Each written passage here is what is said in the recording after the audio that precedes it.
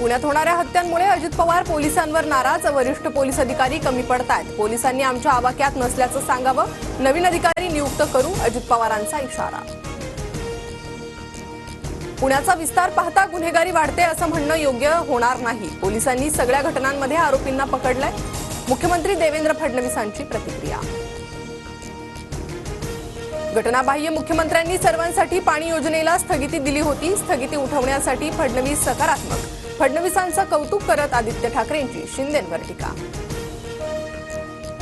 फडणवीसांवर टीका करणारे एवढ्या लवकर रंग बदलतील माहिती नव्हतं, एकनाथ शिंदेंचं आदित्य ठाकरेंना प्रत्युत्तर। जयंत पाटील 8 दिवसात शरद पवारांच्या राष्ट्रवादीचं प्रदेशाध्यक्षपद सोडण्यास तयार। 8 दिवसांचा वेळ द्या, पद सोडतो, चांगला माणूस शोधणं अवघड असतं, जयंत पाटलांचं वक्तव्य। रोहित पवार विरुद्ध जयंत पाटील अशी लढाई पक्षात नाही। रोहित पवार समजूतदार तर जयंत पाटील परिपक्व आहेत, जितेंद्र आव्हाडांचं वक्तव्य। जयंत पाटीलच पवारांच्या राष्ट्रवादीचे प्रदेशाध्यक्ष राहणार, तालुकाध्यक्ष आणि जिल्हाध्यक्ष बदलले जाणार, सूत्रांची माहिती। स्थानिक स्वराज्य संस्थांच्या निवडणुकीत 50% महिलांना तर उर्वरित 50% तरुणांना संधी देणार, प्रस्थापितांना संधी देणार नाही, बैठकीत शरद पवारांकडून स्पष्ट। एखादा कार्यकर्ता चांगलं काम करतो तेव्हा त्याला पद मिळतात। परळीत लाडकी बहीण योजनेचे अध्यक्ष वाल्मिक कराड असल्याच्या प्रश्नावर चंद्रशेखर बावनकुळेंची प्रतिक्रिया।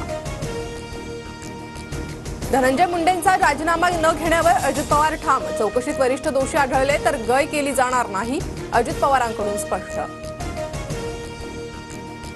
अमोल मिटकरी, सूरज चव्हाण मुन्नीच्या सांगण्यावरून आरोप करतायत।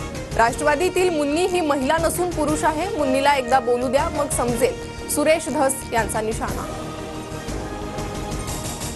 मुन्नी कोण आहे हे सुरेश धसांनाच विचारा, सुरेश धस यांनी नाव घेऊन बोलावं, उपमुख्यमंत्री अजित पवारांकडून आव्हान। सुनील तटकरे किंवा इतर कोणी शरद पवार गटाच्या खासदारांशी संपर्क साधला नाही, विनाकारण आरोप केले जात आहेत, अजित पवारांची प्रतिक्रिया।